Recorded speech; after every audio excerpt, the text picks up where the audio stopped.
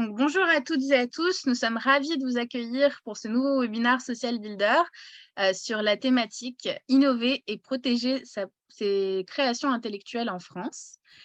Donc, nous sommes avec Natacha Gigerjanski qui a fait Sons, un des programmes d'entrepreneuriat et qui a fondé Brevetarium de Social Builder. Juste pour donner un tout petit peu plus de contexte, Social Builder, c'est une association qui promeut la mixité dans le numérique avec des programmes notamment de sensibilisation, des webinars, pas mal de programmation en ligne, mais également des formations. Donc, si vous êtes plus intéressé par ce que l'on peut faire, n'hésitez pas à retourner sur Eventbrite pour regarder ce que l'on peut proposer dans le futur, mais également retrouver des replays sur YouTube ou alors encore suivre nos formations et nos événements en personne. Sans plus tarder, Natacha, je te laisse la parole et je te laisse te présenter avec un peu plus de détails. Et merci Giovanna, c'est très gentil. Merci pour l'invitation. Et bonjour à toutes, j'espère que vous m'entendez bien. N'hésitez pas à interagir dans le chat aussi.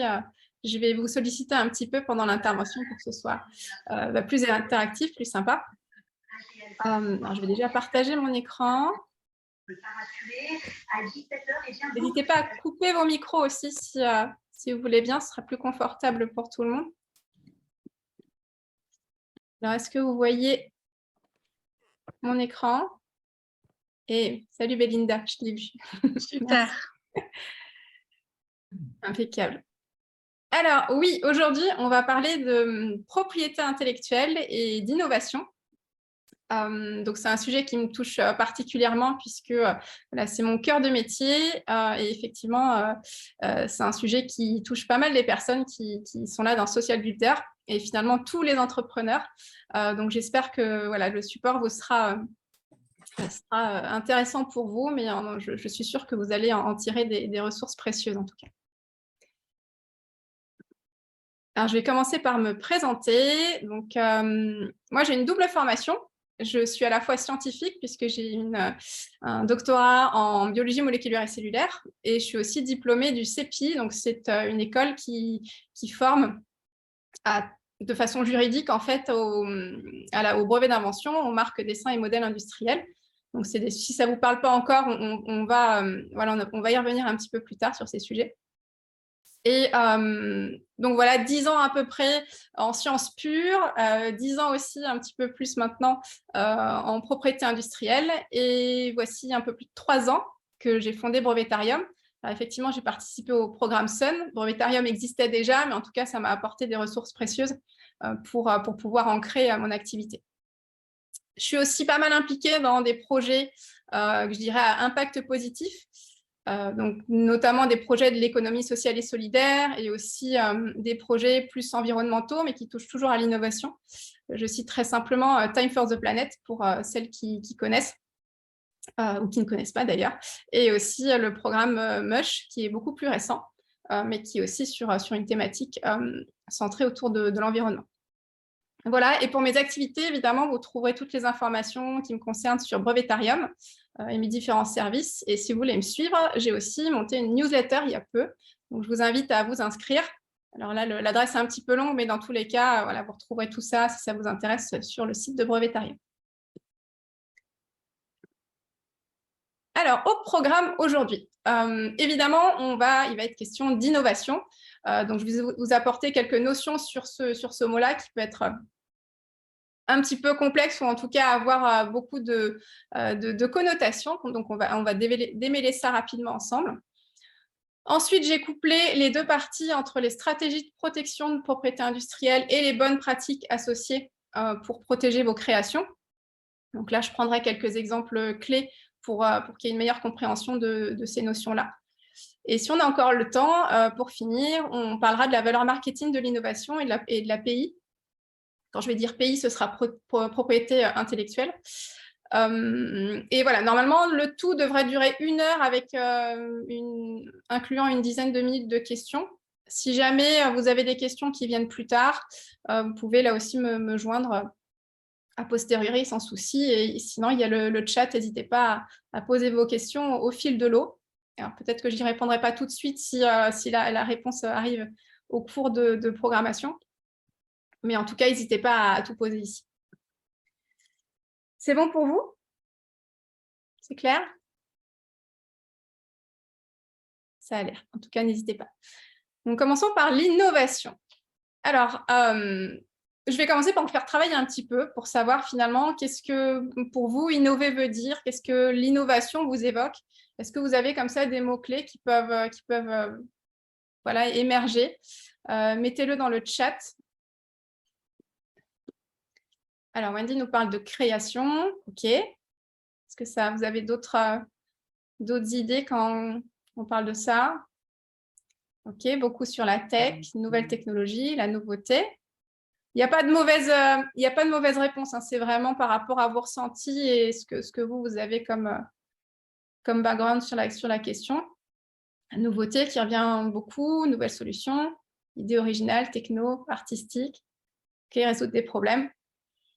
Alors tout ça, c'est... bonjour Marie. Tout ça, c'est juste. Effectivement, on a toute cette notion de nouveauté. Alors, l'innovation, finalement, il y a beaucoup de définitions, comme je le disais, qui viennent derrière ce terme, tout simplement parce que finalement, ça dépend du contexte aussi. Oui, création aussi, améliorer les concepts existants, effectivement. Alors, de façon étymologique, ça vient du latin courant d'ailleurs, qui veut dire renouveler, le fait d'inventer, de changer, de forger des choses. Donc, il y a cette notion de nouveauté qui reste. En tout cas, ce qui est certain, c'est que c'est un mot qu'on entend énormément depuis quelques années maintenant et qui est vraiment un élément clé et stratégique pour toutes les entreprises. Voilà, dès qu'une entreprise innove ou dès qu'il est question d'innovation, on est vraiment sur des entreprises dans l'air du temps et qui ont envie de s'impliquer sur ces aspects-là. Et par rapport à vos réponses, sachez que l'innovation, elle peut être technologique ou ne pas être technologique. Ça dépend vraiment. On peut en retrouver vraiment dans tous les secteurs d'activité.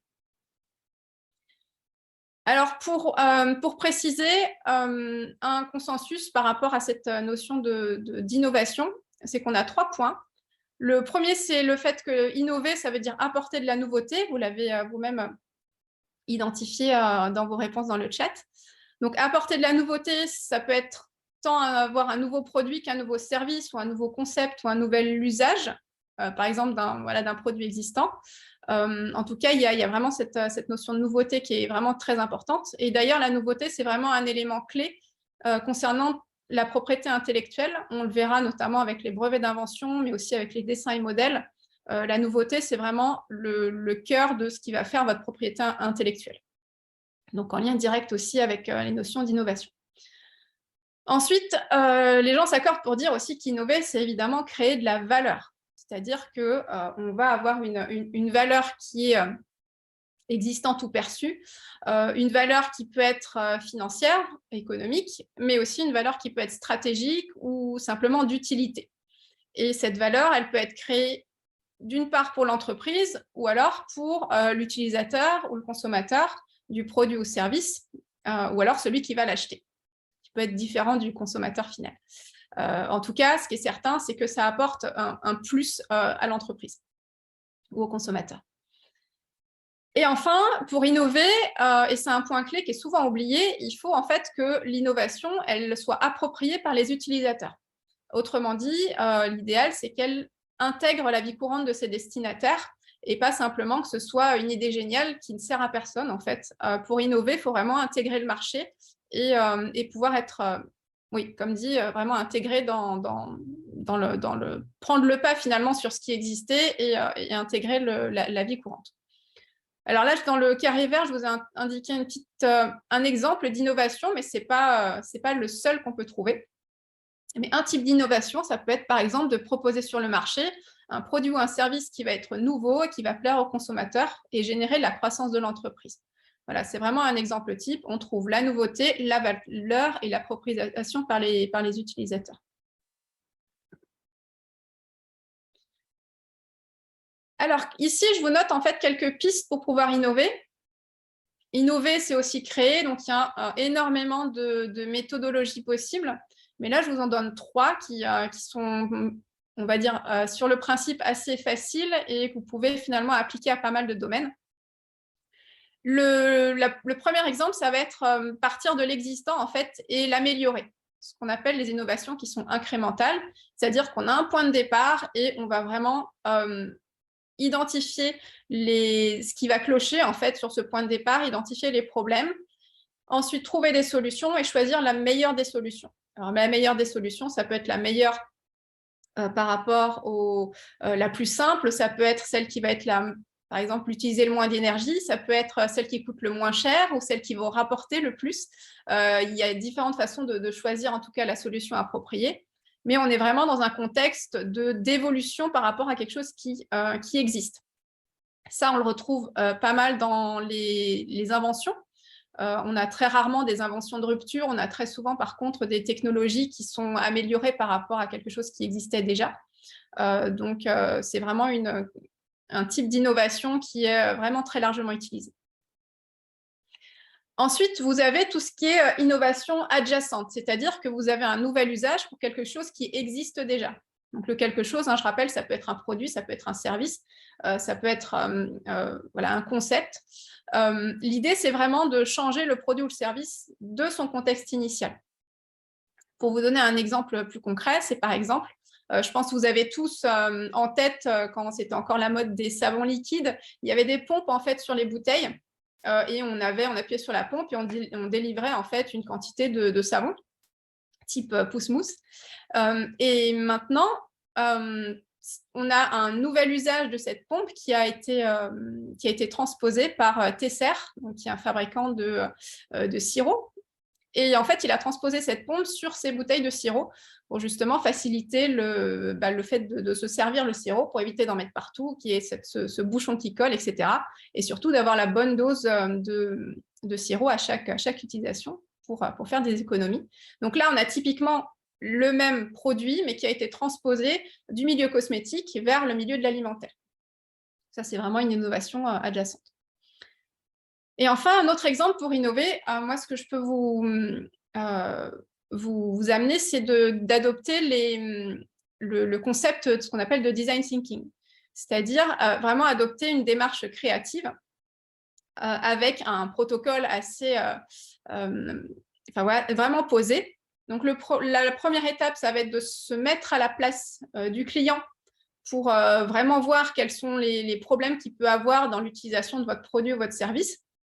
Ça, c'est vraiment la base. En fait, il faut vraiment penser être à la place du client pour voir ça, parce que finalement, c'est lui que vous cherchez à satisfaire quand vous innovez pour lui proposer un service ou un nouveau produit. Ensuite, quand vous aurez identifié un problème en particulier à résoudre, il peut y en avoir plusieurs, mais en tout cas, sélectionnez-en un. Vous allez, sans souci de se dire, sans vous brider, générer en tout cas le maximum d'idées, ce qu'on appelle la pensée divergente, c'est-à-dire vraiment lister toutes les autres idées qui peuvent être possibles, toutes les solutions possibles pour résoudre ce problème-là. Là, il faut vraiment y aller sans complexe et sans jugement et sans se limiter dans les idées. La sélection, elle se fait après. L'idéal, c'est de prendre le principe du post-it et de mettre une idée par post-it pour ensuite avoir toutes ces idées sous les yeux, pouvoir les regrouper idéalement par thématique, puisque parfois on peut avoir des idées qui se recoupent ou qui sont dans la même sphère. Et ensuite, seulement une fois qu'on a toutes ces idées devant soi, sans se brider, on fait une sélection de ce qui est peut-être selon les critères de sélection, ça peut être ce qui va être le moins cher, ce qui va être le plus simple à faire, ce qui va être le plus sensé ou au contraire le plus distinctif par rapport au marché existant. Ça, c'est un choix qu'il faut faire. Et ensuite, une fois qu'on a cette idée de sélectionner, parfois on peut associer des idées entre elles aussi pour être encore plus performant. On va prototyper la solution et finalement la mettre en œuvre. Alors, prototyper, sachez que tout peut vraiment se prototyper, que ce soit des produits ou des services, on peut générer des prototypes là-dessus. Et ensuite, l'idée, c'est vraiment de tester à moindre coût, c'est ça les prototypes, c'est tester rapidement et à moindre coût pour voir si la solution, elle fonctionne. Et ensuite, aller faire des tests auprès d'un panel de clients ou de potentiels clients pour voir si la solution fonctionne. Donc ça, c'est vraiment une démarche d'innovation qui est très puissante parce que justement, il y a cette phase de pensée divergente qui est vraiment très riche et qui permet d'apporter des choses voilà, qui peuvent vraiment changer de l'ordinaire. Donc voilà pour cette partie innovation. J'espère que vous avez peut-être des petites idées justement qui vous viennent pour mettre en œuvre ces techniques-là dans votre business. En tout cas, j'espère. Est-ce que vous avez des questions déjà sur cette première partie?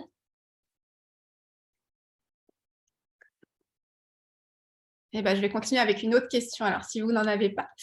Eh ben, même exercice, j'aimerais savoir ce que la propriété intellectuelle, finalement, ça évoque en vous. Est-ce que ce sont des mots qui vous sont complètement étrangers, ou est-ce que vous avez voilà, un petit terrain, finalement, de connaissances là-dessus? Alors, on parle de protection de création, de droit d'auteur, à l'INPI. Donc, l'INPI qui est l'office français pour déposer faire des demandes de titres de propriété industrielle. Alors, les marques, le fait de ne pas se faire usurper, les dessins et modèles, royalties. Alors, la nouveauté, on va en parler, Caroline. Par l'usage, on va voir ça juste après, ça dépend des droits. On parle de licence aussi, effectivement. Alors, je ne vais pas aborder la notion de licence, mais ça fait partie aussi. Ok, bon, bah, vous avez pas mal de termes clés, c'est chouette. Alors, on va remettre un petit peu d'ordre dans tout ça. Ah, les brevets aussi. Merci Shirley, j'ai peur qu'on ait oublié cette notion-là. Alors, en fait, quand on parle de pays, il y a la propriété intellectuelle, effectivement, et j'ai pris finalement la définition qui vient de l'Office européen des brevets, l'EPO, qui est donc l'équivalent européen de l'INPI, si vous voulez, qui délivre des titres à l'échelle européenne. Alors, l'EPO nous dit que la propriété intellectuelle, ça regroupe toutes les créations de l'esprit et de l'intellect. Parmi ce que vous m'aviez cité, on était dedans, effectivement, tout ce type de création. Et en fait, on a la propriété intellectuelle qui va se diviser en deux catégories. D'une part, la propriété industrielle qui va englober les brevets, les marques, les dessins et modèles et le droit d'auteur. Et le modèle industriel. Et de l'autre côté, on a les droits d'auteur qui vont protéger les œuvres littéraires et artistiques. Donc tout ce qui va être voilà, des films, des dessins, des peintures, photos, l'architecture, etc. Donc on a vraiment ces deux catégories qui sont l'industriel et le littéraire et l'artistique. Et si on représente ça de façon un petit peu schématique, là vous voyez que ce qui est écrit en orange concerne tout ce qui est propriété industrielle. En face, on a en bleu tout ce qui est la propriété littéraire et artistique. Et finalement, on scinde vraiment ce qui va être distinctif et technique propre à l'industrie de ce qui va être vraiment de la création d'ordre littéraire et artistique. Alors, je ne vais pas tout énumérer ici parce qu'on va en voir certains dans les détails, mais sachez en fait que parmi tous ces droits qui sont cités là, certains vont nécessiter des démarches, c'est-à-dire soit on doit faire un dépôt ou une demande ou un enregistrement pour obtenir le titre. C'est le cas de tout ce qui est brevet d'invention, les dessins et modèles, les marques, les noms de domaine, par exemple. Ça, il faut faire en fait voilà, il y a besoin d'une démarche pour obtenir la propriété pour ces créations, pour ces propriétés, pour ces protections. On a d'autres en fait qui sont des propriétés qui vont s'acquérir par l'usage. Donc le droit s'acquiert par l'usage, c'est notamment le cas des enseignes ou des noms commerciaux. Et enfin, on a une troisième catégorie qui sont les droits qui vont s'acquérir uniquement par la création. C'est-à-dire qu'il n'y a aucune formalité à engager dès lors que l'œuvre est créée. La protection de son auteur s'applique. On retrouve ça principalement dans tout ce qui est droit d'auteur. Mais il ne faut pas oublier qu'il y a aussi les logiciels qui répondent à cette protection par droit d'auteur, en France en tout cas.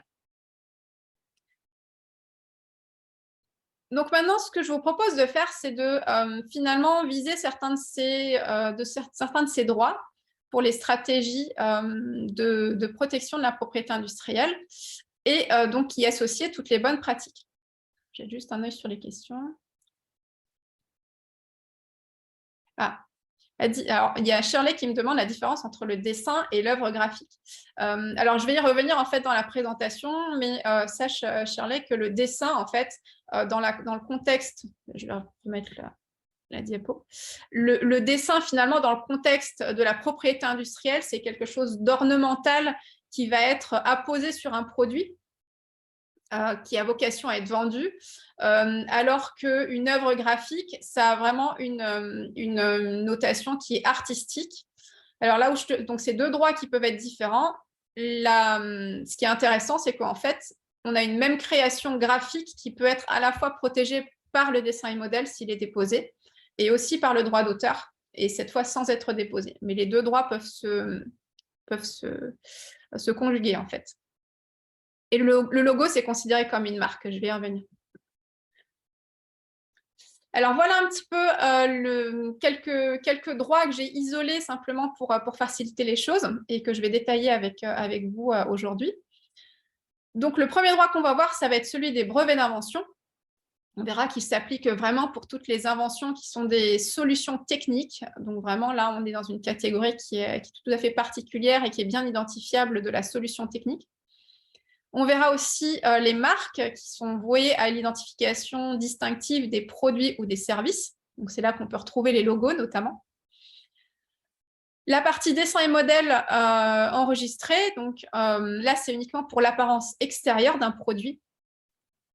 Les droits d'auteur, qui sont les formes créatives ou artistiques qui sont originales, on y reviendra là aussi. Et je finirai aussi avec un droit qui n'apparaissait pas sur mon schéma tout à l'heure, mais qui est vraiment crucial, c'est toute la partie secret d'affaires et savoir-faire, donc qui concerne les informations précieuses qui sont non connues du public. Ça, c'est un droit, souvent, on n'y pense pas, mais il est vraiment précieux pour toutes les industries. Alors, si vous voulez bien, on va commencer avec les brevets. Alors oui, je vais vous détailler un petit peu tous ces droits. L'idée, c'est vraiment pas de faire de vous des experts de la propriété industrielle, ça ne sert à rien, c'est pas l'objet et c'est pas votre vocation, mais simplement c'est de vous apporter aussi quelques éléments clés en fait si jamais vous êtes un jour confronté à l'utilisation de ces droits. Donc voilà, vous aurez simplement quelques notions qui peuvent être précieuses. Alors oui, pour les brevets. Donc comme je le disais, les brevets visent les inventions. Donc, elles sont accordées uniquement pour des produits d'ordre technique ou des protocoles, notamment. Et on a une durée limitée du droit. Donc, c'est une protection qui dure 20 ans au maximum à compter de la date du dépôt du brevet. Et on a 3 conditions qui sont essentielles pour protéger une invention par brevet, c'est-à-dire que l'invention, elle doit être nouvelle, elle doit être dotée d'une activité inventive et doit avoir une application industrielle. Alors, application industrielle, ce n'est pas très compliqué, c'est simplement qu'on peut la retrouver dans l'industrie de quelque façon que ce soit. Ça peut être par exemple un produit qui est fabriqué industriellement ou un procédé qui est employé dans l'industrie. Ça, c'est des choses qui sont assez facilement identifiables. Concernant la nouveauté, il s'agit de veiller à ce que son invention n'existe pas par ailleurs, c'est-à-dire qu'elle n'existe pas dans la littérature ou que son inventeur ne l'ait pas divulguée. Donc ça, c'est vraiment crucial, c'est-à-dire qu'on fait un état des lieux de ce qui est connu du public à un temps T et on regarde si de façon strictement identique, on retrouve l'invention. Voilà. Et si on retrouve des choses, eh bien, ça veut dire que l'invention n'est pas nouvelle et ça porte vraiment préjudice pour l'obtention du brevet. Et donc, l'autre condition, c'est l'activité inventive. Donc là, en fait, on est vraiment sur une notion de finalement, par rapport à ce qui était nouveau et existant, quelle a été finalement l'activité intellectuelle qui a permis d'amener à cette nouvelle invention. Est-ce que, si on regarde ce qui était existant, est-ce que c'était évident ou pas pour quelqu'un du métier, finalement, d'aller trouver cette invention? Donc, c'est une notion qui est un petit peu plus subjective et qui mène à débat. Mais voilà, c'est aussi une des conditions qui est essentielle. Alors, j'ai une question sur la durée du brevet. Bah, justement, on va y arriver ici avec ce petit schéma. Je vous l'ai passé rapidement, mais on va le détailler quand même ensemble. Alors, sur ce schéma, vous avez tout d'abord un petit peu la vie d'un brevet, c'est-à-dire qu'au départ, vous venez avec un texte qui est juridique et qui est vraiment normé, et vous faites une demande de brevet pour un secteur géographique donné. Par exemple, vous faites une demande de brevet pour protéger votre invention en France, donc vous allez à l'INPI avec votre document et vous déposez un brevet. De là découle un élément qui est extrêmement important, c'est-à-dire on définit la date de dépôt. Alors, pourquoi c'est important? Parce qu'en fait, on a tout un tas d'événements finalement qui vont découler de cette date-là, et notamment pour vérifier la validité de votre brevet, pour la nouveauté par exemple, on regarde finalement tout ce qui était existant avant cette date de dépôt. Donc, elle est vraiment très importante. Une fois que la date de dépôt, enfin, une fois que la demande de brevet est faite, et ben, ça dure un petit peu longtemps avant d'avoir un brevet délivré. On parle de plusieurs années. En France, en général, ça dure 2-3 ans. Alors, pendant ces 2-3 années, on a un examen qui se passe, qui est mené par l'office auprès duquel vous avez fait la demande. Et cet office, il va donc déterminer si l'invention, elle peut être brevetée ou non, par rapport aux critères que je vous ai évoqués juste avant. Et au cours de cet examen, il y a un autre événement très important dans la vie du brevet qui est la publication. C'est-à-dire que la demande que vous avez déposée, elle va être présentée de façon publique dans les bases de données brevets, c'est-à-dire que votre invention, que vous avez décrite très précisément, elle va être divulguée et donc tout le monde pourra y accéder. Alors, finalement, c'est vraiment ça le deal du brevet, c'est-à-dire que vous demandez une protection et une exclusivité pour quelque chose, mais en contrepartie, vous vous accordez à publier votre invention. C'est là la différence qu'on va avoir avec le secret, par exemple. Et ensuite, une fois que le brevet est délivré, on paye des annuités pour maintenir le brevet. Et au maximum, on paye ces annuités pour une protection de 20 années. Et au-delà des 20 années, ensuite, le dépôt tombe dans le domaine public et peut être finalement, l'invention peut être exploitée par tous. Alors, un bémol quand je dis ça, c'est-à-dire que si quelqu'un fait une nouvelle demande de brevet, par exemple avec une amélioration de l'invention, il y a de nouveaux droits qui sont existants et on peut comme ça avoir des droits qui se succèdent. Donc, il faut toujours faire attention finalement à l'existence des droits existants. Il y a aussi la notion du droit de priorité. Là, je vais pas m'étendre là-dessus, mais sachez que en fait, vous avez une année quand vous faites un dépôt de brevet pour pouvoir étendre vers d'autres pays et garder finalement la même date de dépôt. J'espère que c'était clair sur cette partie très théorique des brevets. En tout cas, si jamais vous avez besoin d'aller regarder un brevet, c'est vrai qu'au niveau information technique, c'est extrêmement riche. On a des brevets qui sont plus ou moins complexes, mais vous trouverez toujours finalement une description d'un art antérieur, c'est-à-dire un fond technique qui peut être hyper précieux, notamment quand vous voulez justement faire des recherches techniques et avoir des informations sur ce qui est existant, avec des données qui sont fiables et pertinentes. On retrouve aussi des inconvénients de cet art antérieur, avec le problème à résoudre et effectivement l'invention qui résout ce problème. Sachant que l'invention ne résout en général pas tous les problèmes et elle peut toujours être améliorée, mais en tout cas, on n'en parle pas dans le brevet, on apporte uniquement l'aspect solution apporté par l'invention, et avec tous ses avantages. Donc, ce sont des fonds documentaires qui sont extrêmement précieux pour les entreprises qui ont des aspects techniques à développer. Alors, en bonne pratique pour les brevets d'invention, finalement, la chose qui est vraiment clé, ça va être de satisfaire la nouveauté. Donc, comme je le disais, pour être nouveau, il faut garder son invention et ses développements secrets jusqu'au dépôt. Et en fait, si vous avez besoin de partager des informations en lien avec votre invention, il faut vraiment le faire sous couvert de confidentialité et encadrer ces échanges-là. Enfin, quand vous faites le dépôt, il faut vraiment vérifier aussi ce qui existe, c'est-à-dire faire des recherches d'antériorité pour vérifier que votre invention, même si vous ne l'avez pas divulguée, elle n'existe pas par ailleurs. Donc ça, c'est vraiment crucial à faire. Quand vous souhaitez également exploiter une invention, que vous l'ayez brevetée ou non, ça c'est très important, il faut vraiment vérifier que vous n'enfreignez pas les droits de tiers. Ça c'est tout à fait possible, c'est pas parce que vous obtenez un brevet que vous avez tous les droits. Obtenir un brevet, c'est simplement avoir le droit d'interdire quelqu'un d'autre d'exploiter ce que vous avez déposé. Donc ça, c'est une petite gymnastique à faire qui n'est pas forcément compréhensible immédiatement, mais déposer un brevet, ça ne vous ouvre finalement pas de droit d'exploitation. Une fois que vous avez déposé votre brevet, ce qui est important, c'est de payer les annuités pour maintenir le titre, parce que si vous ne payez pas, le titre va tomber avant ses 20 ans. Donc, si vous souhaitez le maintenir, il faut vraiment avoir ce paiement des annuités. Et effectivement, surveiller tout ce qui va être délai, comme je le disais tout à l'heure, que ce soit de la priorité ou la publication, parce qu'il y a peut-être des actions à faire. Si notamment, a posteriori du dépôt, vous ne voulez pas que votre brevet soit publié, il faudra le retirer parce que la publication est obligatoire quand on fait une demande. Donc, c'est des événements qu'il faut suivre. L'autre précaution, c'est le fait de protéger vraiment ce qu'on va exploiter, c'est-à-dire que si votre titre, il protège quelque chose que vous n'utilisez plus dans votre entreprise, alors soit vous allez arrêter son exploitation, soit vous allez le vendre à quelqu'un d'autre, soit le licencier. Donc la licence, c'est le fait de louer son titre.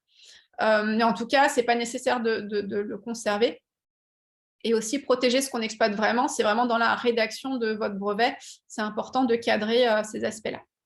Et puis dans tous les cas, c'est toujours conseillé, principalement pour les brevets, de faire toujours appel à un expert parce que ce sont des notions finalement qui sont assez complexes. Et il vaut mieux pas se lancer seul. Sachez que quasiment l'intégralité des inventeurs qui déposent par eux-mêmes n'obtiennent rien au final parce que c'est vraiment très complexe à rédiger et à suivre comme titre. Donc n'y allez pas tout seul. Il y a quelque chose à retenir, c'est la nouveauté et n'y allez surtout pas tout seul. Et je vois qu'il y a une question par rapport au prix des brevets. Alors, la question du prix, elle est importante en brevet parce que c'est vrai que c'est des choses, comme j'ai dit, qui sont complexes, avec des documents techniques qui sont lourds, qui peuvent être lourds, mais en tout cas qui ont besoin d'un certain formalisme. Donc, ça ne se fait pas n'importe comment au coin d'une table. Donc, l'accompagnement qui doit être là, forcément, ça a un coût aussi. Donc, ce qui va coûter cher dans les brevets, ça va être le moment du dépôt, parce que c'est là qu'on constitue vraiment le dossier, et ça va être après les extensions, parce que du point de vue géographique, plus vous allez demander de territoires différents, finalement, plus vous allez faire intervenir un grand nombre d'offices et de mandataires locaux par rapport aux titres, aux différents titres demandés. Donc, forcément, ça va augmenter les coûts. Donc, c'est sûr que demander un prix uniquement en France, ça n'aura pas le même coût que de demander un prix à l'international. Mais ce qu'il faut retenir aussi, même si un brevet coûte cher, il faut le voir que ça s'étale dans le temps. C'est-à-dire que vous n'avez pas une mise à mettre tout au dépôt. Ça s'étale vraiment dans le temps. Et si jamais en général, vous faites... Pardon, je vais y arriver. En général, vous déposez et vous avez en même temps le développement de votre entreprise ou le développement de votre produit. L'idéal, c'est que votre produit il marche et que vous faites rentrer de la trésorerie et que du coup, le brevet, finalement, vous pouvez les frais de brevet, vous pouvez les supporter grâce à l'évolution de votre entreprise. Si jamais vous voyez qu'un titre, qu'un produit ne fonctionne pas, est-ce que c'est nécessaire de maintenir le titre? Certainement que non. Donc là aussi, les coûts, il faut les voir relativement aux apports en entreprise. Voilà ce que je pouvais dire rapidement sur les prix. Et pour les experts, venez vers moi, on en discutera plus tard, mais moi, je peux vous accompagner sur ces questions. Alors, la partie marque maintenant. Donc là, les marques, je pense que c'est un petit peu plus fluide pour tout le monde. Comme je l'ai dit, c'est vraiment l'identification distinctive des produits et des services. Et des marques, il y en a un paquet qui nous entourent. Et en général, toutes les entreprises ont leur marque. Je ne vais pas être pas très exhaustif sur les marques parce que finalement, il y a beaucoup de notions à partager. C'est des choses qui sont peut-être un petit peu plus instinctives. En tout cas, des marques, sachez qu'il y en a de toutes sortes. Ça peut être des marques verbales, comme là, j'ai noté par rapport à Google. Alors, la marque verbale, c'est vraiment uniquement un enchaînement de mots ou de lettres qui peuvent être utilisés dans n'importe quel contexte graphique. Voilà, on peut utiliser n'importe quelle typographie avec, n'importe quelle couleur. La marque verbale sera toujours protégée. Ça peut aussi être tout ce qui est baseline, comme là j'ai noté faire du ciel le plus bel endroit de la Terre. Je pense que ça vous évoque assez facilement l'entreprise Air France, donc, qui avait déposé ce slogan finalement. On a aussi toutes les marques qui sont figuratives. Alors les marques figuratives, c'est celles qui ont uniquement un aspect graphique. Par exemple, là sur la première ligne, vous avez aussi des dessins qui rappellent Google.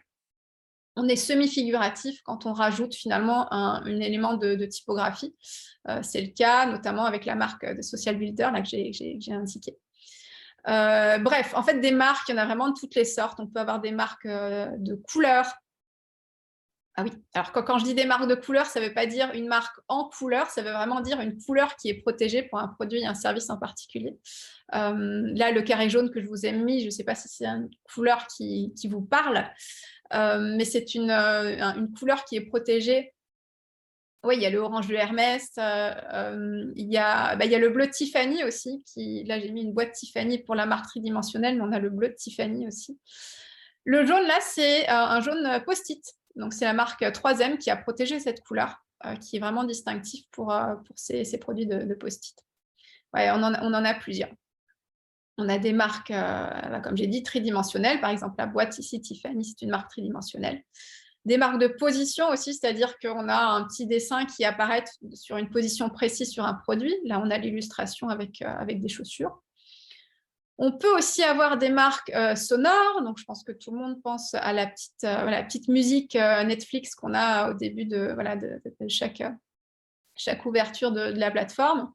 Pareil pour Canal+, qui a aussi des marques sonores, et ce ne sont pas les seuls.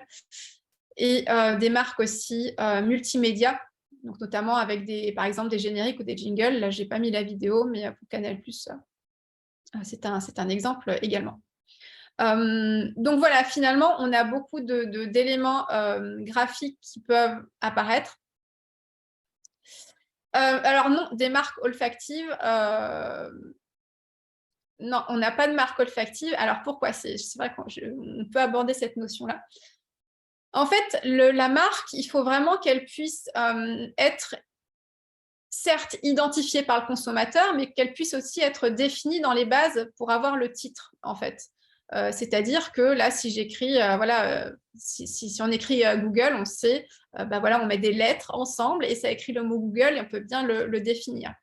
Une marque sonore, elle peut enregistrer, là vous l'avez en bas, avec une gamme et des notes qui graphiquement peuvent être écrites, de la même manière qu'on pourra avoir un enregistrement sonore qui pourrait être déposé en marque.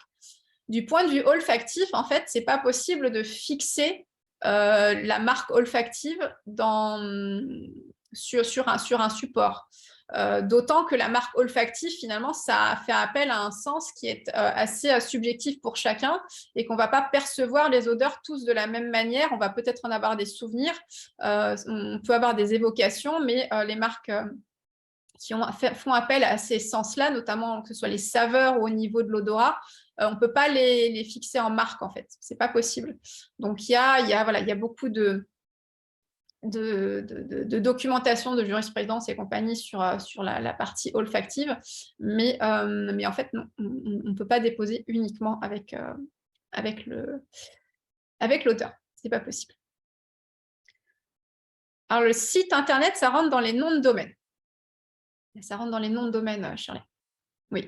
Natacha, on a aussi une question. J'ai vu une main levée de Maïna. Ah, je t'écoute alors. Bonjour, oui, tout à fait. Je voulais réagir par rapport du coup à la marque olfactive dont je vous parlais dans le chat. Justement, c'est une question que j'ai à ce niveau-là. Par exemple, j'avais pris l'exemple de Abercrombie qui était très connu au moment de son lancement pour avoir justement une odeur quand on rentre dans le magasin, on l'identifiait tout de suite, être dans cette marque-là. Par exemple, si moi demain je vais ouvrir un magasin de vêtements un peu de sportswear et je reprends exactement la même odeur, pourtant ça serait de l'ordre de la copie. Oui, après, on peut faire entrer d'autres types de droits. Maintenant, on n'est pas sur de la marque, en fait. On ne peut vraiment pas avoir cette protection par la marque. Après, en fait, alors je n'ai pas l'exemple en particulier pour cette marque-là, pour Abercrombie pour le coup, mais c'est vrai qu'après, on peut avoir une identité qui se caractérise par plusieurs facteurs. On peut avoir aussi voilà, des ambiances magasins et le fait d'avoir un agencement particulier. Et l'odeur va faire partie de l'ambiance finalement de l'ensemble. Mais en tant que marque, on ne va pas pouvoir avoir cette fixation-là. D'accord, ok. Pardon non, je disais d'accord, ok, très bien. Okay.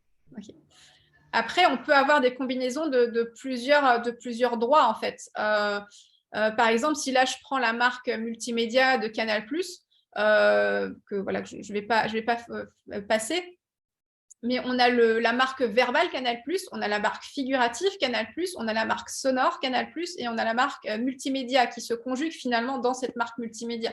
On a vraiment tout un univers finalement de choses qui se composent, et l'impression globale de l'utilisateur va être celle de cette marque-là. Mais j'irai voir plus précisément pour Abercrombie, mais en tout cas, la marque olfactive en tant que telle, non, on ne peut pas la protéger. Alors, les bonnes pratiques pour vos signes distinctifs. Alors, pourquoi je n'ai pas mis pour vos marques? Parce qu'en fait, pour avoir une marque, il faut la déposer. C'est comme l'invention, on n'a pas de brevet tant que l'invention n'est pas déposée. Pour les marques, c'est la même façon. Si vous avez des signes distinctifs que vous utilisez pour votre identité, tant que vous ne les protégez pas par dépôt de marque, ça reste des signes. Alors, avant de les déposer, il faut toujours vérifier finalement la disponibilité du signe par rapport à des droits qui peuvent être antérieurs et existants. Par exemple, il faut déjà voir si cette marque n'est pas déposée par quelqu'un d'autre, si quelqu'un n'a pas déjà ce type de propriété. Mais ce n'est pas la seule catégorie qu'il faut vérifier, en fait. Il faut aussi regarder du côté des enseignes et des noms commerciaux, qui sont des droits acquis par l'usage. Du côté des noms de domaine, ça a été évoqué tout à l'heure. Il faut vérifier s'il n'y a pas des noms de domaine avec la partie verbale de la marque que l'on souhaite protéger. Et aussi du côté des dénominations sociales. Donc, finalement, ça fait tout un panel de droits à vérifier avant de déposer son signe à titre de marque.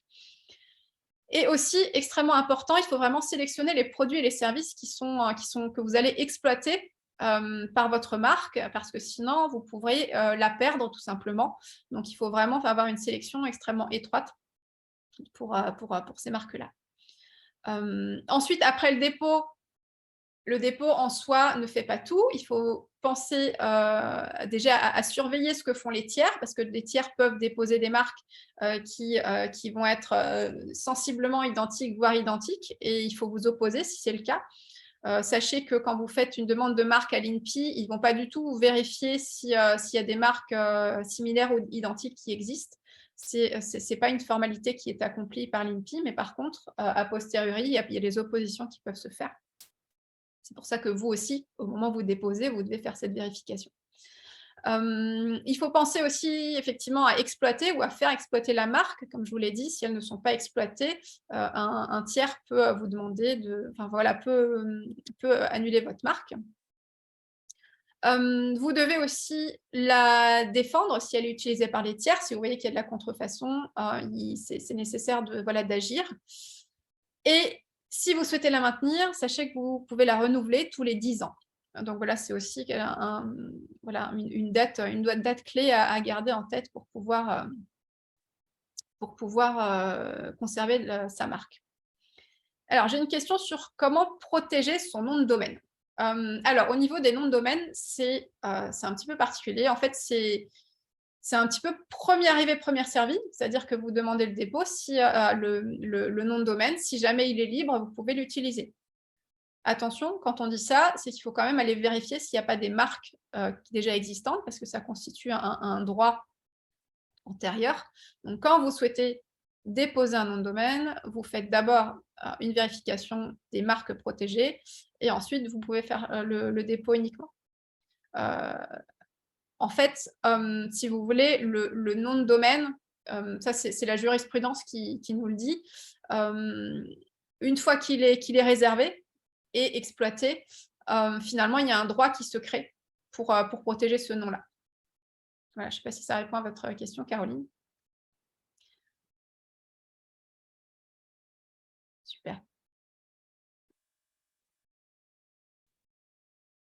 Alors, est-ce qu'il y avait des questions encore sur les marques, peut-être? Oui, Isabelle? Je ne vous entends pas, par contre.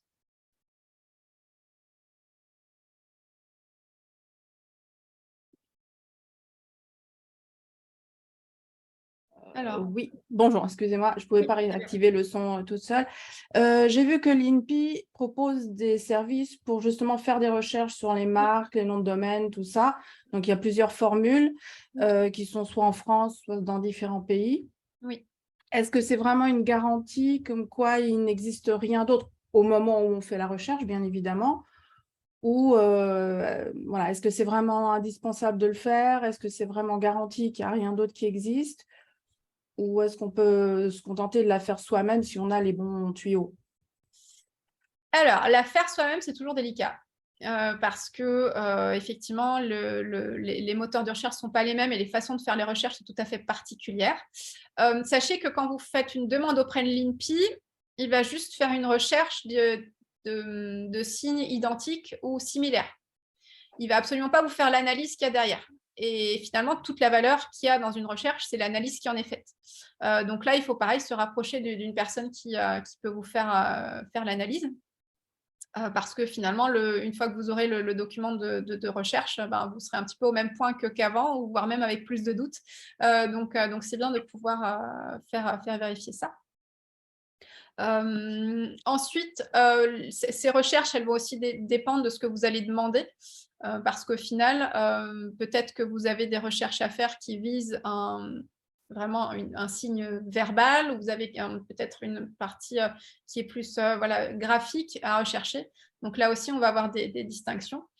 Et ensuite, la marque, ça dépend aussi, là aussi, de la question géographique, c'est-à-dire est-ce qu'elle est protégée sur le territoire sur lequel vous souhaitez aussi protéger et exploiter.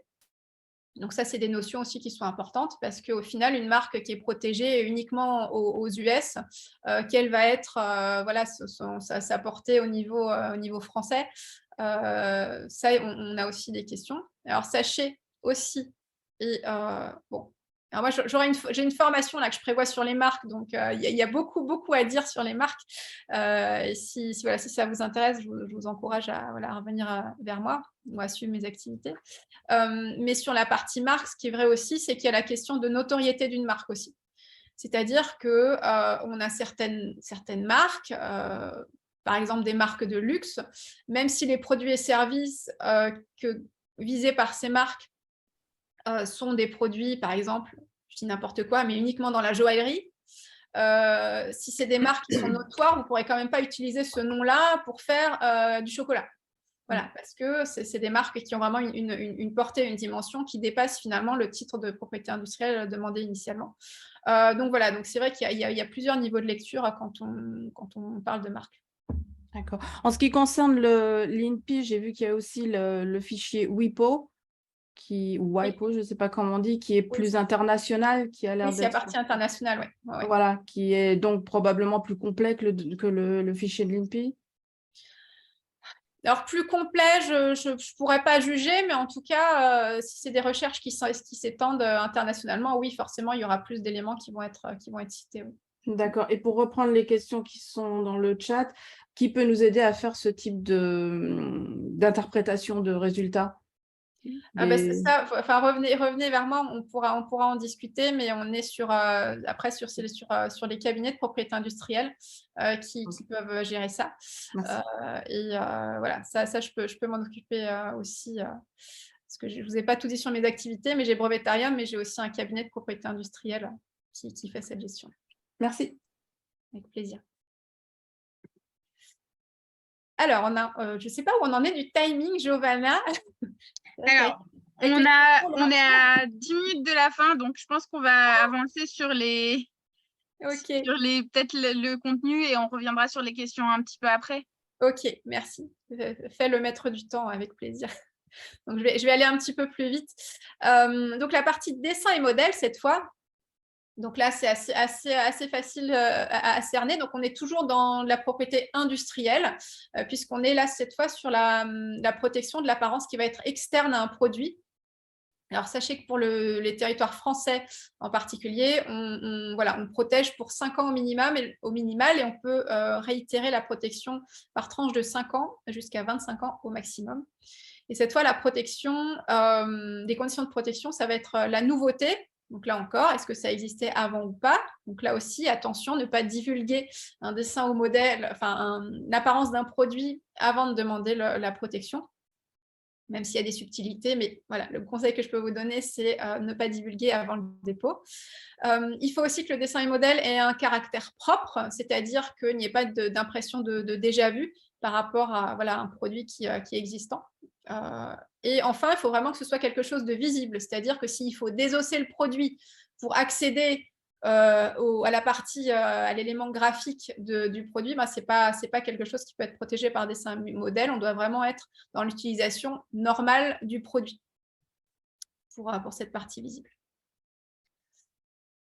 Alors là, pardon, on va voir un petit peu. Alors là, comme je sais qu'il y en a pas mal d'entre vous qui sont dans le secteur du digital, j'ai pris quelques produits qui peuvent être retrouvés aussi dans ces catégories de dessin et modèle. Alors, je n'ai pas dit, mais dessin, c'est de la 2 dimensions, vraiment une caractéristique bidimensionnelle, par exemple des motifs, des lignes, des contours. Et la partie modèle, c'est la partie tridimensionnelle. Mais finalement, c'est le même type d'éléments qui sont apportés. On parle de dessin et modèle de façon générale. Alors là, je vous ai indiqué par exemple des écouteurs de Samsung qui ont une forme, un design particulier. Donc là, c'est vraiment le design qui est protégé, à distinguer vraiment de la partie technique de l'écouteur, qui là serait par le brevet d'invention. Là, c'est vraiment la forme qui est tridimensionnelle qui est protégée. De la même manière pour une souris, vous voyez qu'elle a un design tout à fait particulier. Donc, on a cette protection par dessin et modèle qui peut aussi exister. Et enfin, je vous ai noté un exemple en 2 dimensions. Cette fois, c'est une interface graphique, donc on peut retrouver, par exemple, sur n'importe quel écran, donc qui peut être protégé par dessin et modèle. Là, je vous montre uniquement des aspects des dessins filaires et du noir et blanc, mais sachez qu'on peut faire aussi des protections avec de la couleur, hein, ça c'est tout à fait possible. Et vraiment, le dessin et modèle, c'est un droit qui peut être un petit peu oublié, auquel on ne pense pas instinctivement, mais finalement, c'est un droit qui est extrêmement précieux. Si on compare, c'est aussi beaucoup moins cher que le brevet d'invention, même si ça ne protège pas du tout la même chose. Mais c'est un droit qui est très précieux. Pourquoi? Parce que finalement, on a à la fois la distinction de votre produit et aussi, ça accompagne aussi tous les aspects marketing finalement. Parce que on le sait bien, toutes les apparences de produits, c'est une composante extrêmement importante dans la stratégie utilisateur, le fait d'attirer les consommateurs et de se distinguer de la concurrence. Donc, c'est vraiment quelque chose sur lequel on évite de faire l'impasse en général. D'autant que la plupart des concepteurs s'acharnent à avoir un design qui soit tout à fait particulier et identifiable. Donc, ça joue beaucoup. Et c'est vrai que si un design a de la pertinence auprès du consommateur et attire énormément les consommateurs, ce serait dommage de ne pas le protéger parce que finalement, tout le monde ferait la même chose et on perdrait finalement de cette distinctivité. Donc, pour préserver vos designs, ce qui est très important, c'est de satisfaire la nouveauté, comme je l'ai dit tout à l'heure. Donc, il faut vraiment déposer avant de divulguer, même si on a un délai de grâce de 12 mois qui peut exister, mais sous des conditions tout à fait particulières. Donc, il faut mieux éviter de tomber dans ce biais-là, c'est se compliquer la vie pour rien. Donc, vraiment déposer avant toute divulgation. Aussi distinguer tout ce qui est esthétique et technique, parce que ce n'est pas du tout le même droit. Donc, dès lors qu'une forme va avoir un avantage technique, alors je dis n'importe quoi, par exemple, si vous avez une ergonomie pour que votre objet il puisse être maintenu en main de façon plus facile, plus agréable pour l'utilisateur, ça relève de la technique, on n'est plus du tout dans l'esthétique. Donc, il faut vraiment faire la part des choses parce que ce ne sont pas les mêmes droits qui viennent. Et c'est vrai que si vous cherchez à breveter un aspect esthétique, on va vous refouler. Et si vous cherchez à protéger par dessin modèle un aspect technique, on va vous refouler aussi. Donc, c'est vraiment des choses à distinguer. Sachez aussi que la valeur artistique de votre design, c'est absolument pas un critère. Ça peut être merveilleux comme absolument ignoble dès lors que ça répond à la nouveauté et aux autres critères que vous évoquez tout à l'heure. Ça peut être protégé par dessin à modèle. Donc, au niveau qualité artistique, c'est vraiment pas mis en balance. Sachez-le. Vous pouvez aussi protéger votre produit, que ce soit dans son entièreté ou uniquement une partie de celui-ci, notamment si vous avez des parties décoratives qui sont portées par le produit, qui sont vraiment voilà, particulières et qui peuvent être isolées. Ça, c'est aussi possible. Par exemple, si vous avez un monogramme qui est apposé sur un objet au design particulier, le monogramme pourrait être protégé à part, voire même faire l'objet d'une marque, comme on l'a vu tout à l'heure. Oui, le fait de protéger pendant l'utilisation normale, je l'ai dit tout à l'heure, et il peut effectivement avoir double protection avec le droit d'auteur, je l'ai dit également. Justement, le droit d'auteur. Là aussi, je vais peut-être passer vite, mais en tout cas, on passe cette fois sur les créations de domaines littéraires et artistiques, et je vous l'ai dit tout à l'heure, ça existe finalement automatiquement. Dès que l'œuvre est créée, les conditions, c'est qu'on ait une œuvre qui soit originale. Ça, c'est vraiment quelque chose qui est important, c'est-à-dire que ça ne doit pas juste être une pâle copie de quelque chose qui existe déjà. L'œuvre doit vraiment avoir un caractère original. Et une des conditions, alors ce n'est pas vraiment une condition de protection, mais c'est plus une précaution à avoir, c'est-à-dire qu'il faut vraiment avoir une preuve de la date de la création de l'œuvre. Pourquoi ? Eh bien, simplement, comme le droit, il n'y a pas besoin de le demander, il faut bien qu'à un moment donné, on ait la preuve de l'existence de l'œuvre, parce que si on a deux œuvres strictement identiques, comment est-ce qu'on sait laquelle était là avant ? Le seul moyen de savoir, ça va être d'avoir une date de création de l'œuvre. Alors ça, je vais passer, c'était simplement pour vous dire qu'on pouvait avoir de la musique, du code, des dessins, etc. Et donc, la bonne pratique vraiment en droit d'auteur, comme je disais, c'est d'avoir cette date de création. Alors, obtenir une preuve de la date, ça peut se faire par horodatage des données. Alors, par exemple, avec l'enveloppe solo physique ou alors l'enveloppe solo avec horodatage en ligne, la e-solo. Sachez cependant que l'enveloppe solo n'est absolument pas un titre de propriété, comme peut être une marque ou un brevet ou un dessin et modèle. C'est uniquement un moyen de preuve, c'est-à-dire que vous n'avez aucun droit suite au dépôt d'une enveloppe solo. Vous avez simplement un moyen de preuve si jamais vous devez vous produire en justice. C'est la seule chose, le seul avantage de l'enveloppe solo. Et d'autant que l'enveloppe solo n'est valable qu'en France et n'a pas de valeur au-delà de nos frontières. Il y a aussi de l'horodatage qui s'est développé ces derniers temps par la technologie de blockchain, donc c'est aussi possible d'avoir cet horodatage-là.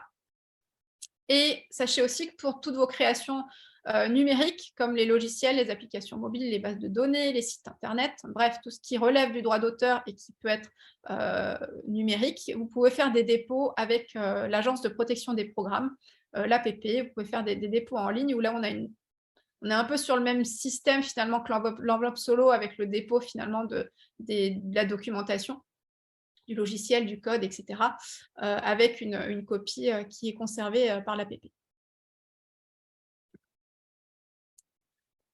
Secret des affaires, c'est quelque chose d'extrêmement important. J'aimerais ne pas faire l'impasse dessus. Ça paraît simple comme ça, le secret des affaires, parce que toute la seule condition, c'est de ne pas divulguer publiquement, c'est-à-dire vraiment de garder secret. Mais ça va un petit peu au-delà de ça, parce que le Code du commerce nous dit qu'effectivement, l'information, elle doit être secrète et elle doit rester secrète, c'est-à-dire qu'elle ne doit pas être connue du public et des personnes du secteur d'activité qui vous concernent. Mais aussi, il faut qu'elle ait une certaine valeur, ou qu'elle puisse être valorisable en tout cas. Si une donnée est secrète mais qu'elle n'a aucune valeur commerciale, bon, on n'a pas beaucoup d'intérêt à la conserver.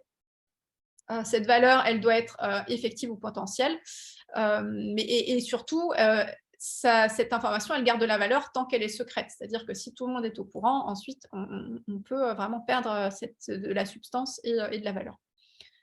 Le secret des affaires, il est valable aussi si la donnée, elle est contrôlée. C'est-à-dire qu'on engage des mesures de protection qui sont raisonnables pour conserver le caractère secret de l'information. Alors, comment est-ce qu'on fait ça ?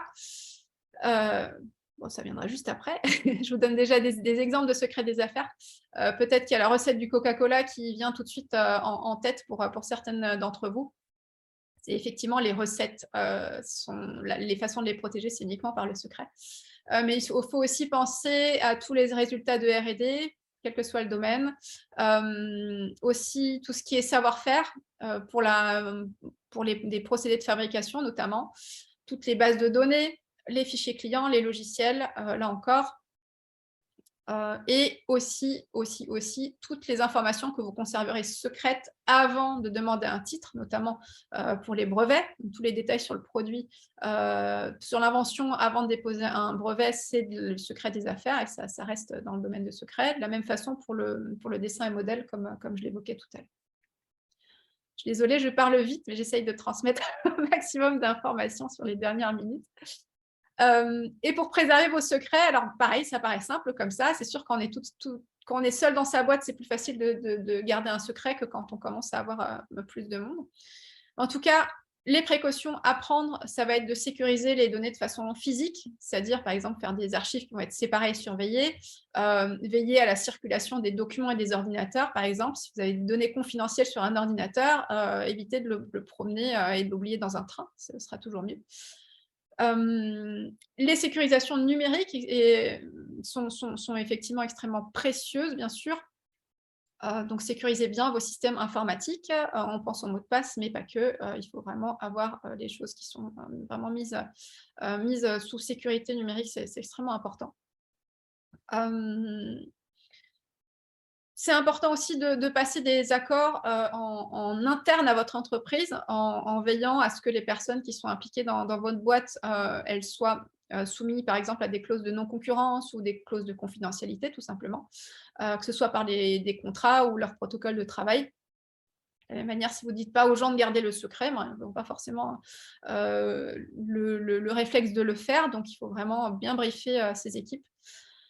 Dès lors que vous travaillez avec des partenaires, c'est-à-dire avec des personnes externes ou n'importe quelle relation professionnelle que vous ne pouvez pas, entre guillemets, maîtriser par des protocoles internes, pensez aux accords de confidentialité, les NDA, c'est extrêmement précieux. Et enfin encore, moins de personnes vont être au courant de votre secret, mieux il sera gardé. Donc, veillez vraiment à limiter le nombre de personnes qui ont accès à l'information. Dans son intégralité, en tout cas, c'était aussi une des stratégies de Coca, finalement de diviser l'information pour qu'il n'y ait quasiment personne qui ait la recette au complet, notamment. Alors là, je vais passer extrêmement rapidement, mais simplement pour que vous ayez en tête le fait, mais je l'ai évoqué déjà tout à l'heure, il y a plusieurs droits de propriété industrielle ou intellectuelle qui peuvent protéger un seul et même produit. Le téléphone, c'est vraiment l'exemple roi, avec tous les composants, les systèmes d'exploitation, les méthodes de fabrication qui sont protégées par brevet d'invention. Les marques, que ce soit celles du téléphone en soi, de la société d'origine ou les marques sonores avec les tonalités de démarrage notamment. La forme générale du téléphone, toute l'interface utilisateur, etc. pour parler dessins et modèles. Secret des affaires, il y en a toujours, donc tout ce qui va être préservé en interne et non publié. Et aussi le droit d'auteur avec tous les logiciels qu'il y a à l'intérieur, et voilà, les images, etc. Donc c'est vrai qu'on ne pense pas toujours à un seul, on pense des fois monoproduit, monodroit, mais en fait non, on peut avoir vraiment tout un panel qui s'applique. Voilà, donc j'aurais bien aimé parler de la valeur marketing, mais peut-être Giovanna, tu vas me dire que c'est trop juste. Je sais surtout que tu as des obligations après, Natacha, donc on peut dépasser de quelques minutes si tu veux, mais c'est vrai que c'est selon toi, là, pour le coup. Je sais qu'il y a Myriam qui posait une question par rapport à ce que tu disais sur les secrets, notamment les secrets d'affaires ou les recettes. Comment on fait quand on a des fournisseurs ou des collaborateurs pour ne pas qu'ils les divulguent, parce qu'il faudra quand même essayer d'en parler, mais que ça aille pas chez la concurrence. Comment est-ce qu'on peut avoir formalisé des accords de confidentialité? Eh bien, il faut justement formaliser tout ça, c'est-à-dire qu'il faut veiller c'est même avant au préalable à n'importe quel contrat, en fait. Dès lors qu'on va aller discuter avec quelqu'un d'une potentielle collaboration, il faut venir avec un NDA, en fait. Il faut venir avec un support à signer pour dire voilà qui est dans la boucle, quelles infos sont échangées et on s'engage sur telle durée à ce que ça reste secret. Donc ça, c'est le premier réflexe à avoir. On peut aussi avoir dans les échanges de mails, rappeler dans les signatures de mails que les échanges qui sont faits là sont confidentiels. Voilà. Et ensuite, quand le partenariat est scellé, la partie confidentialité doit arriver de façon contractuelle aussi, en fait. Donc après, les personnes s'engagent mutuellement à avoir enfin mutuellement ou pas, mais en tout cas s'engagent sur les clauses qui ont été posées. Alors, il y a des standards, effectivement, mais qui peuvent être plus ou moins adaptés. Le mieux, c'est de faire appel, là encore, à des professionnels qui pourront encadrer de façon juridique ces accords-là. C'est assez précieux parce que finalement, c'est là vraiment qu'on pose un cadre contractuel et qu'on délimite finalement les limites de la collaboration ou du partenariat. Voilà. Après, c'est sûr que vous allez me dire, c'est pas parce qu'on a signé un papier que la confidentialité et le secret soient forcément gardés. Oui, mais du coup, on a un moyen de levier pour juridiquement pouvoir appuyer s'il y a un non-respect contractuel, comme pour n'importe quel non-respect contractuel. Voilà. Je crois qu'il y a d'autres. Est-ce qu'il y a d'autres questions que j'aurais loupées éventuellement?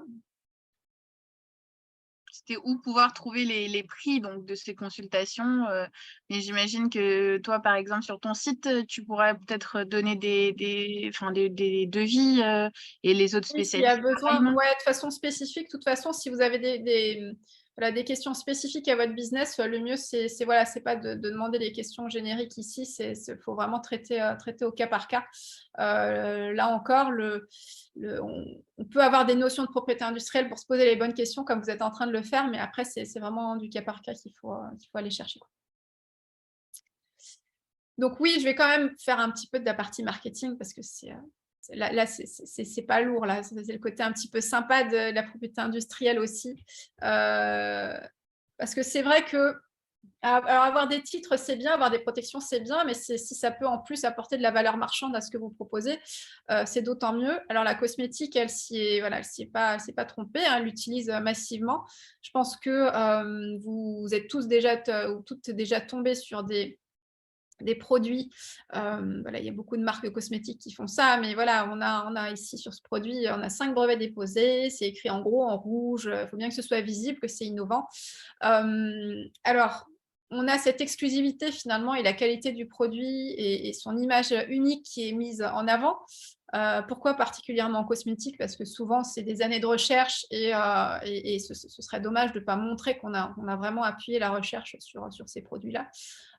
Donc là, on a vraiment une mise en avant de cette partie brevet qui est faite. Alors, ça donne aussi un aspect qualitatif et assez unique au produit en soi.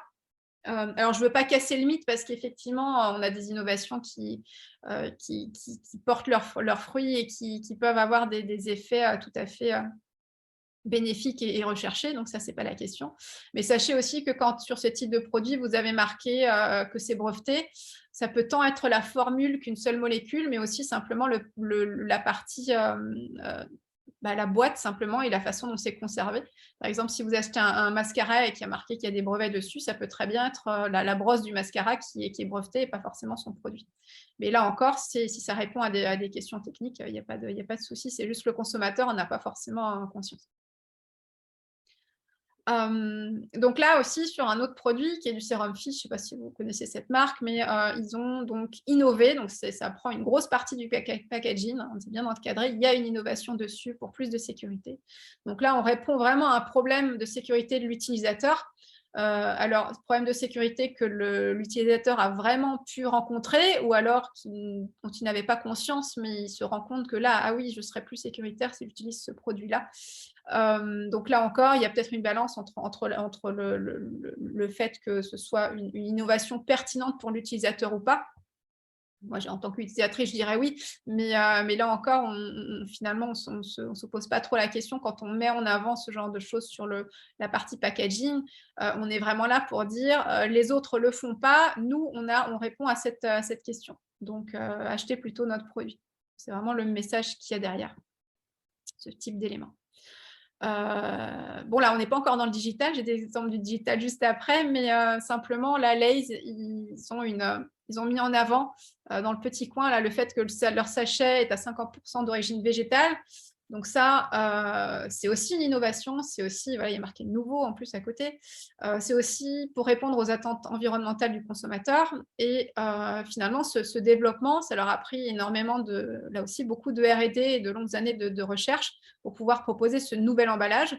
Alors, en soi, ça ne change pas grand-chose au produit, mais ça répond quand même à une attente du consommateur qui va peut-être privilégier ce sachet-là à un autre parce qu'il est plus écologique, on va dire. Là, on est sur une autre entreprise qui est plus à la croisée du digital, puisqu'on est sur l'entreprise MyFood qui a protégé par brevet cette fois une serre qu'il caractérise bien comme innovante. Alors pourquoi innovante? Parce que là aussi, on répond à un souci de simplicité et de performance de l'utilisation d'une serre, donc quelque chose aussi dans l'air du temps avec l'environnement, bien sûr. Donc cette protection-là extrêmement importante pour cette entreprise. Je vous rassure, il n'y a pas que ça qui est protégé. Leur logo est aussi protégé. Ils ont d'autres aspects qui sont protégés. D'ailleurs, on voit le petit R. Ah oui, ça, je ne vous en ai pas parlé. Je ne sais pas si vous voyez sur le logo, la MyFood, on a à côté du D, on a le petit cercle avec je crois que c'est un R dedans, ça doit être pour enregistrer. Sachez que ces petits sigles, comme le copyright, en France, ça n'a aucune valeur, en fait. C'est des choses qui sont prises dans les codes anglo-saxons, mais en France, ça n'a aucune valeur. Donc, si vous avez enregistré voilà, une marque, vous n'avez pas besoin du tout d'accoler ce type de dessin juste à côté. Ce n'est pas nécessaire. Donc ensuite, dans la partie connectée, on a pas mal d'innovations aussi qui sont en lien avec le secteur de la santé.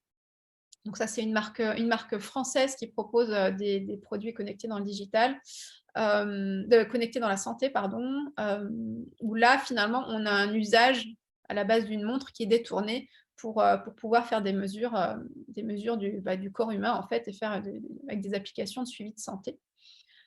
Donc là aussi, si vous allez sur leur site internet, c'est extrêmement mis en avant, côté très marketing, du fait qu'ils ont inventé certaines choses. C'est vraiment la première ligne. Le fait, voilà, les deux premières lignes d'ailleurs, c'est inventé en 4 lignes successives. On a le mot qui est présent deux fois. On a les mots qui reviennent d'innovation. On a le fait que ce soit voilà, vraiment des choses qui sont uniques, primées.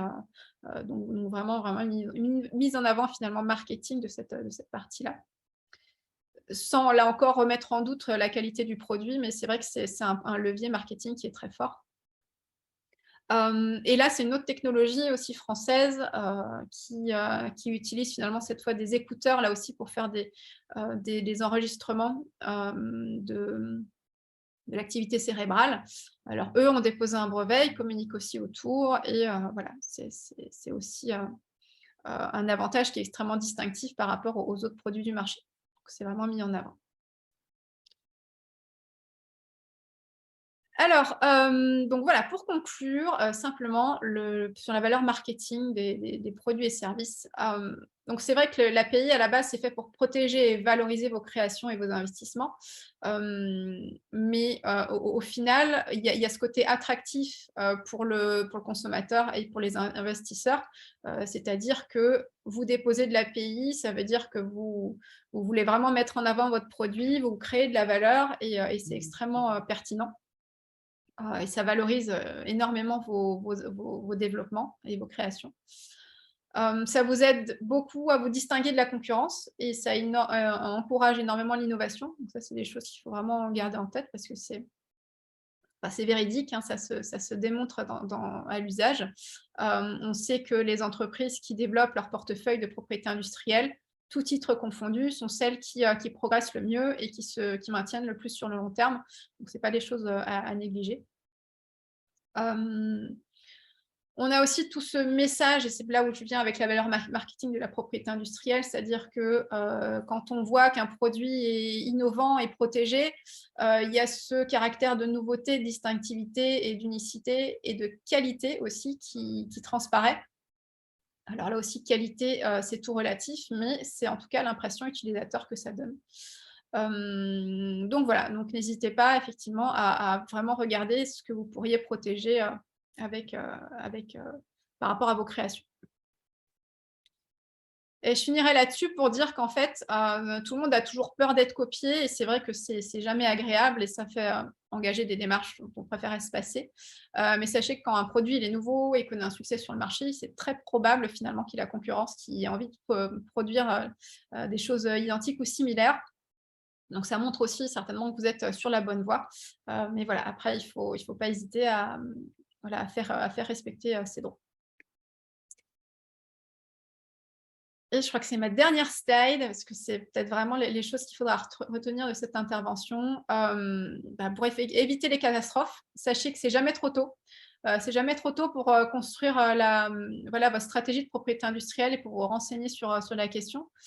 Vous avez vu que sur pas mal d'aspects, tout est question de timing, notamment avec la nouveauté. Donc, c'est vraiment important d'avoir une réflexion en amont pour que le moment venu, vous puissiez enclencher les bons leviers finalement. Le fait d'avoir une réflexion qui soit trop tardive, ça vous empêcherait peut-être d'obtenir certains droits auxquels vous auriez pu prétendre. Donc, c'est fort dommage. Pensez toujours stratégie pays parce que même si vous n'êtes pas un expert, c'est important de comprendre voilà, les tenants et les aboutissants pour pouvoir finalement enclencher ces leviers-là, sinon vous ne le ferez pas. Voilà. Autre recommandation, évidemment, gardez le secret. J'espère que ce message est aussi passé, c'est-à-dire que gardez vraiment les informations confidentielles jusqu'à ce que vous ayez vérifié qu'il y ait une valeur intellectuelle pour ces informations. Sinon, vous pourriez ne pas prétendre, par exemple, au brevet ou au dessin et modèle. Donc, c'est toujours, ou alors à la valorisation de données secrètes que vous auriez pu, par exemple, monétiser sous une autre forme. Et pour finir, vous avez vu que l'API, là, je l'ai balayé très rapidement en un peu plus d'1 heure, mais en tout cas, c'est un domaine qui est extrêmement complexe. Donc, ne faites pas ça tout seul, ça peut être très risqué. Et donc, voilà. Donc, n'hésitez pas à revenir vers moi, en tout cas, si vous avez des questions sur tous ces sujets, des questions qui sont directement en lien avec votre business. Comme j'ai dit, au cas par cas, c'est toujours mieux d'en traiter plutôt que rapidement entre deux, voilà, entre deux messages sur le chat. Donc voilà, n'hésitez pas. Je pense que mes coordonnées, vous les aviez. Voilà, avec Brevetarium, vous pourrez retrouver tout ça. Et ben, j'espère effectivement que c'était clair pour vous toutes. Je sais que j'ai parlé très vite, il y a eu beaucoup d'informations qui sont passées. Donc je m'excuse pour ça, mais voilà, j'avais envie de faire passer pas mal de messages. Et ben, merci à toutes, en tout cas. Merci beaucoup, Natacha. On a eu pas mal de questions, notamment après sur des petits détails sur le copyright. Quels sont les signes? Est-ce que les Creative Commons s'appliquent en France? Je pense que ça ferait l'objet d'un tout autre webinaire de parler de tout ça. Mais en tout cas, merci pour cette présentation et désolée d'avoir un petit peu dépassé le temps. J'ai fait volontairement pour pouvoir apporter les derniers éléments parce que c'est vrai que la portée marketing, je pense que c'est assez crucial et c'est là aussi où on peut voir la valeur de la propriété industrielle de façon plus directe. Donc voilà, je pensais que c'était bien d'en parler. N'hésitez pas aussi à nous faire des retours si ça vous a pu vous aider, si vous auriez voulu voir d'autres choses sur ce thème. Ça peut, moi, de mon côté, m'aider à créer de nouveaux contenus pour vous dans notre programmation à venir. Comme habituellement, pour tous ceux qui s'étaient inscrits, nous allons partager ces informations par mail et je reviendrai vers vous si ça sera diffusé par replay ou non. En tout cas, les inscrits et les inscrites devraient avoir l'information par mail. Donc, merci beaucoup, Natacha. On se retrouve donc sur brevetarium.fr dessus. Et toutes celles qui veulent voir la suite des webinaires à venir, vous pouvez nous retrouver sur Eventbrite. Il y en a pas mal qui ne sont pas encore publiés, mais qui vont arriver, notamment un atelier sur Airtable. Je sais que ça peut vous intéresser. Et je montrerai aussi l'atelier qui venait d'avoir lieu sur les podcasts prochainement, donc je vous le partagerai. Voilà. Merci à tous. Ouais, avec plaisir à tout le monde. Et comme dit, si vous n'hésitez pas à demander des connexions, par exemple sur LinkedIn, ou à me rejoindre sur ma newsletter, ou voilà, qu'on puisse se mettre en contact. Pour les formations, donc dites à Jonana et à moi-même, effectivement, s'il y avait des points que vous souhaitiez approfondir, ce sera avec plaisir. Et comme dit, de mon côté, j'ai aussi des projets de formation. Donc voilà, on reste en contact si c'est des sujets qui vous intéressent et vous concernent. Merci beaucoup en tout cas de votre attention et pour vos questions. C'était chouette d'avoir des retours. À très vite. Au revoir. À bientôt. Au revoir.